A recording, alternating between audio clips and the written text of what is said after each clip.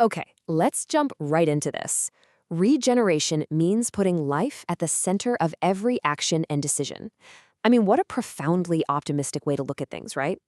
That quote comes straight from Paul Hawkins' Project Regeneration, and honestly, it completely sets the tone for our entire explainer today. We're looking at this massive, comprehensive approach to tackling the world's greatest challenges. But look, we're not just talking about carbon calculators and solar panels here. We're talking about weaving together climate, justice, biodiversity, and human dignity, the whole shebang. And to do that, we're going to draw on the cutting-edge insights of 5 incredible organizations that are literally redefining what it means to heal our planet. And spoiler alert, it actually starts with examining how we heal ourselves and our systems. So, welcome to The Explainer. Today, we're exploring a really fascinating core concept.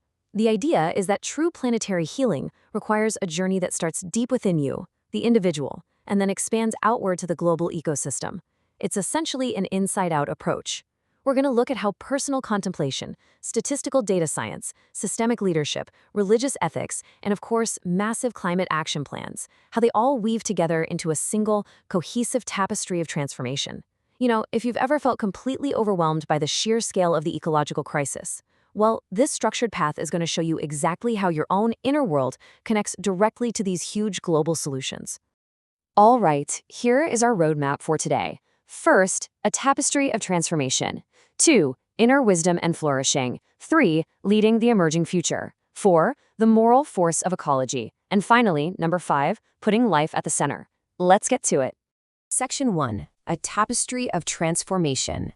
To actually overcome the crises we're facing, we just can't rely on single-lane thinking anymore. We have to piece together this giant puzzle made of our social, spiritual, and systemic realities. For decades, we've treated the environment as just this purely external scientific problem, but you really can't fix the external world without transforming the internal human condition, right? Traditional siloed approaches tend to keep empirical sciences completely separate from the humanities. We need to move away from that. Instead, look at the approach taken by Harvard University's Human Flourishing program.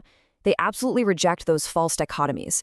They're actually bringing cutting-edge statistical data science right together with insights from the humanities, philosophy, and theology to tackle life's biggest questions.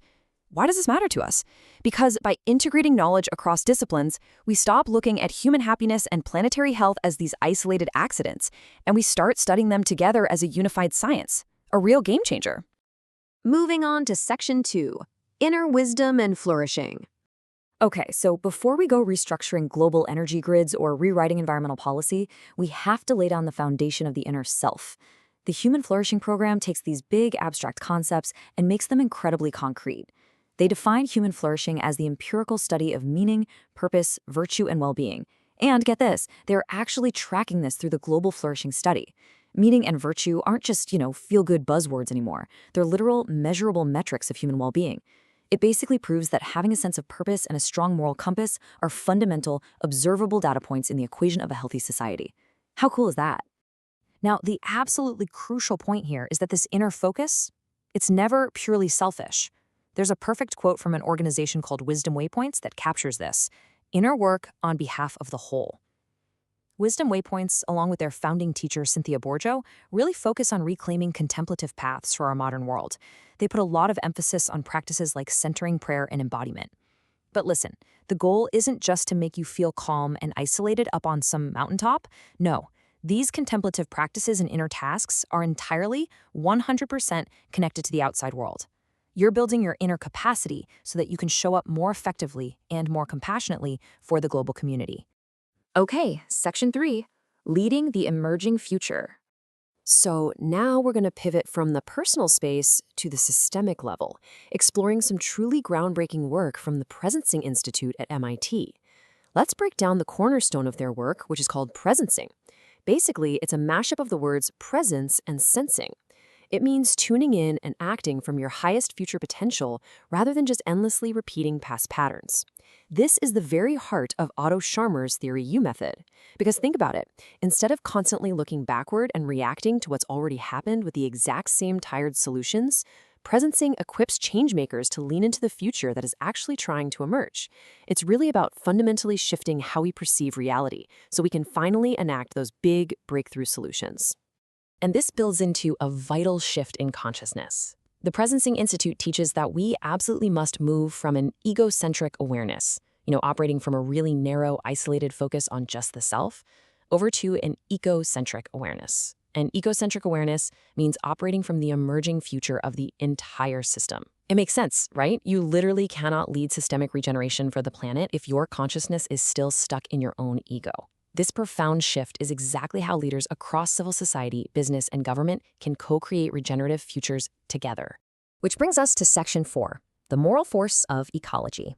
So we've gone from the individual, right, up to the system, and now we're expanding even further to encompass culture. And we're looking at the Yale Forum on Religion and Ecology for this. The profound realization here is that science and policy, while yes, absolutely critical, they just aren't enough on their own. The Yale Forum was actually founded way back at the United Nations in 1998 by Mary Evelyn Tucker and John Grimm, and they realized early on that to build a true ecological civilization, humanity is going to need deep-rooted spiritual values. So by exploring worldviews, texts, and ethics from traditions spanning the entire globe, everything from indigenous ecological wisdom to the thoughts of Confucius, they are forging this incredible, engaged moral force of religious environmentalism. As you can imagine, this requires immense interdisciplinary breadth. Just think about this list for a second. To actually solve the climate crisis and ensure eco-justice, our solutions have to include science, policy, law, economics, appropriate technology, and religious ethics. The Yale Forum recognizes that the environmental crisis isn't just an economic or political issue, it's fundamentally spiritual in nature. And by treating it that way, they're engaging the hearts and minds of spiritual leaders and communities worldwide. They're basically turning faith and worldview into massive catalysts for sustainable action. It's powerful stuff. Section 5, putting life at the center. All right, we finally land on the macrocosm scale. We're talking about Paul Hawken's Regeneration Framework, which is the world's largest listing of climate solutions. This is where all of that inner wisdom, systemic presencing, and moral force we just talked about gets put to work in a highly optimistic framework for immediate earthly action. Seriously, get ready to feel inspired because just listen to this cascade of solutions. Afforestation, 15-minute cities, electrify everything, agroforestry, biochar, marine protected areas, clean cook stoves, bamboo, coral reef restoration, geothermal, rewilding. The list literally goes on. And what you really should take away from this is a profound sense of agency.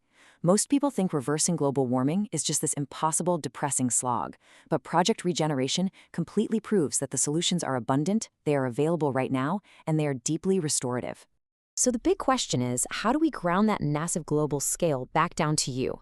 Well, it's through a simple yet incredibly powerful tool called a punch list. A punch list is basically your personal, group, or institutional checklist of actions that you can, want to, and will do. And because of the obvious differences in our incomes, cultures, and locations, there's no single right checklist for everyone. The true value of the punch list is that when you sit down and commit to something specific, things actually happen. It beautifully bridges the gap between global necessity and personal capability. And here is the exact procedure for building yours. Step 1, explore that massive nexus of solutions we just talked about. Just dive in and find what speaks to you. Step 2, choose accessible actions for your specific scale. Maybe that's reducing meat consumption or weatherizing your home. Maybe it's volunteering in local elections or pushing for supply chain circularity at your company. Whatever fits. And Step 3, commit and execute. By breaking down global healing into these manageable, actionable steps, a regenerative future becomes something we are actively building together every single day. I want to end our explainer today by borrowing this provocative, genuinely beautiful question from the Presencing Institute. What is mind to do?